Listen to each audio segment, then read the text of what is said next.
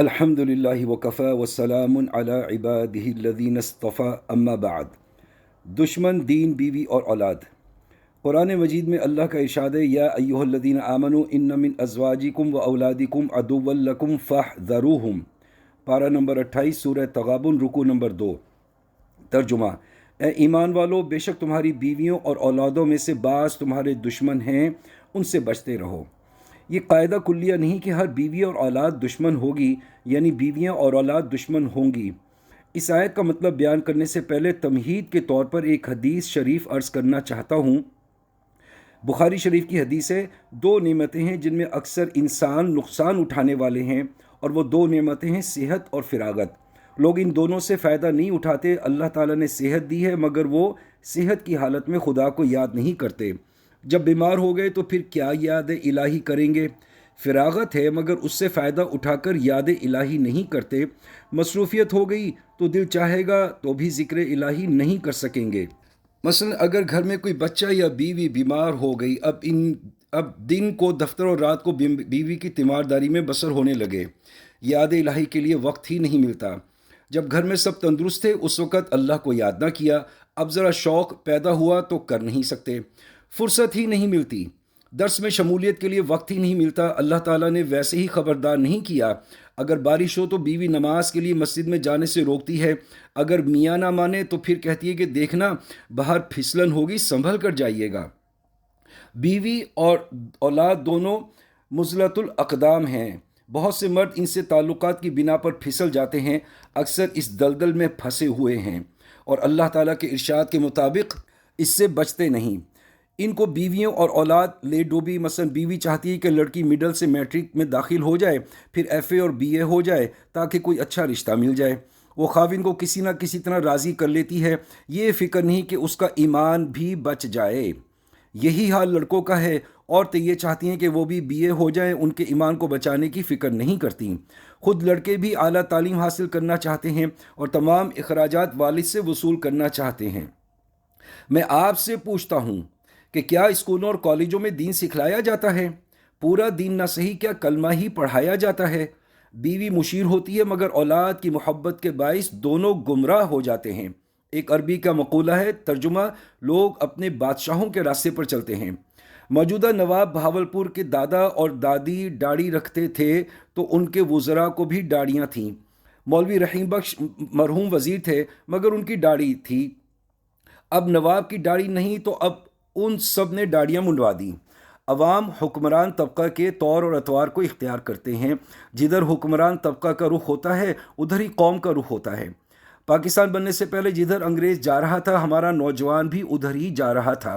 پاکستان بننے کے بعد بھی نوجوان کا رخ اسی طرف ہے۔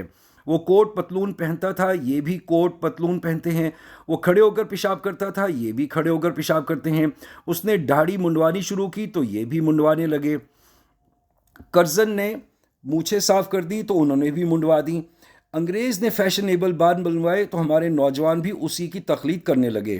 اسلام یک رنگ چاہتا ہے، دو رنگی کو پسند نہیں کرتا۔ دو رنگی چھوڑ دے، یک رنگ ہو جا، سراسر موم ہو یا سنگ ہو جا۔ اسلام کہتا ہے کہ سر کے بال برابر ہوں، یعنی سارے رکھو یا سارے منڈواؤ یا کترواؤ، یہ نہیں کہ آگے بڑے اور پیچھے چھوٹے کروائے جائیں۔ گویا ہمارے نوجوان کو اتباع تو کرنا چاہیے تھا حضرت نبی کریم صلی اللہ علیہ وسلم کا، مگر وہ انگریز کا اتباع کر رہے ہیں۔ لفظ ازواج جمع ہے زوج کی، اور یہ لفظ عام ہے۔ اگر مستورات مخاطب ہوں تو کہا جائے گا کہ تمہارے خاوند تمہارے دشمن ہیں۔ قیامت کے دن بے دین اولاد والدین پر لعنت کرے گی۔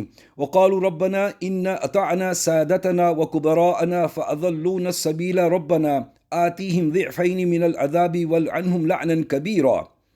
پارہ نمبر 22 سورہ احزاب، رکوع نمبر 8۔ اور وہ کہیں گے کہ اے رب، ہم نے کہا مانا اپنے سرداروں کا اور اپنے بڑوں کا، پھر انہوں نے ہمیں سیدھے راستے سے بہکا دیا۔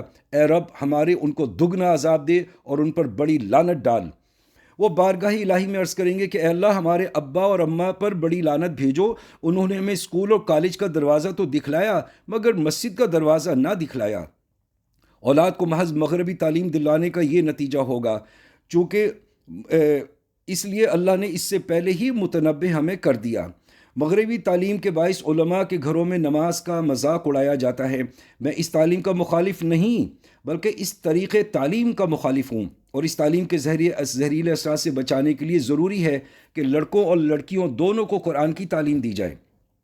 اگر آپ استاد رکھ کے ان کو قرآن کی تعلیم نہیں دلا سکتے تو ان کو چھٹیوں میں ہی درس میں لے آئیے، جمعے میں 12 ماہ برابر لائیے، لڑکوں کو جمعرات کے دن ذکر میں لائیے۔ لڑکوں اور لڑکیوں کو اسکولوں اور کالجوں میں ایمان نہیں سکھلایا جاتا۔ اب تو ان کو مغربی تعلیم دلا کر بہت خوش ہوتے ہیں، مگر قیامت کے دن آپ روئیں گے۔ میں چونکہ اس تعلیم کا مخالف نہیں، اس لیے 25 سال سے میں انجمن حمایت اسلام کی بہت سی کمیٹیوں کا ممبر ہوں۔ میں کالج کمیٹی کا بھی رکن ہوں۔ میں اتنی ترمیم چاہتا ہوں کہ اس تعلیم کے ساتھ دین کی بھی تعلیم ہونی چاہیے۔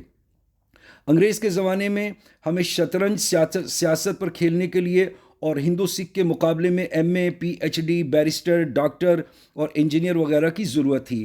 اب وہ بے ایمان نہیں ہے تو بھی ہم کو ان کی جگہ پر کام کرنے کے لیے ان ماہرین کی ضرورت پڑے گی۔ میری شکایت ان احباب کے متعلق ہے جو اپنی اولاد کی دینی تعلیم و تربیت کی طرف متوجہ نہیں ہوتے۔ اس لیے دینداروں کے گھروں میں بھی بے دینی عام ہو رہی ہے۔ اس سے ماقبل تو اولاد کو قرآن کی تعلیم سے ناآشنا رکھنے کا جو نتیجہ آخرت میں نکلے گا وہ میں نے عرض کیا۔ اب دنیا میں جو اس کا نتیجہ نکلتا ہے وہ بھی گوش و ہوش سے سنیے۔ میرے ایک دوست تھے، وہ تاجر پیشہ تھے اور ان کی تجارت لندن سے ہوتی تھی۔ وہ درس باقاعدہ سنتے تھے، اس لیے ان کے خیالات صاف ہو گئے۔ بیوی اور بچوں کو نہ لائے اس لیے کہ وہ قرآن سے ناآشنا رہے۔ آخری عمر میں وہ فالج میں مبتلا ہو گئے۔ میں ان کی بیمار پرسی کے لیے گیا تو انہوں نے مجھے بتایا کہ میری بیوی کہتی ہے کہ تو وہابی ہے، اس لیے تجھ کو دوسری منزل میں کھانا نہیں بھیجوں گی، نیچے آ کر کھاؤ۔ لڑکے بھی پرواہ نہیں کرتے، ہر کام کے لیے وقت سے پہلے تیاری کی جاتی ہے، مگر اس وقت بیوی بچوں کو دین نہ سکھلایا تو جب دین اور بے دینی میں ٹکر ہوگی تو وہ دین کی حمایت نہ کریں گے بلکہ بے دینی کو پسند کریں گے۔ دوسری لائن رسم و رواج کی ہے۔ اس میں بھی بیویاں ہی گمراہ کر دیتی ہیں، اور آپ درس قرآن، جمعے کے خطبات اور مجلس ذکر میں تشریف لاتے ہیں تو اللہ نے آپ کو دین کی سمجھ عطا فرما دی۔ وہ نہیں آتی تو ان کو یہ سمجھ نہیں ہے، اس لیے وہ وقت پر آپ کو دھوکہ دیں گی اور وہ کافرانہ رسم و رواج اپنی شادی اور غمی میں پوری کر کے دکھائیں گی۔ یہ ہے ان من ازواجکم و اولادکم عدو لکم، لیکن اس کا ذمہ دار خاوند ہے۔ شیطان نے حوا علیہ السلام سے کہا کہ اگر اللہ تعالیٰ تجھ کو بیٹا دے تو اس کا نام عبد الحارث رکھنا۔ حارث شیطان کا نام ہے، چنانچہ حوا نے اپنے بیٹے کا یہی نام رکھ دیا۔ بیوی نے یہ جرم کیا، لیکن اللہ تعالیٰ نے آدم علیہ السلام کو بھی ان کے ساتھ ہی مجرم ٹھہرایا۔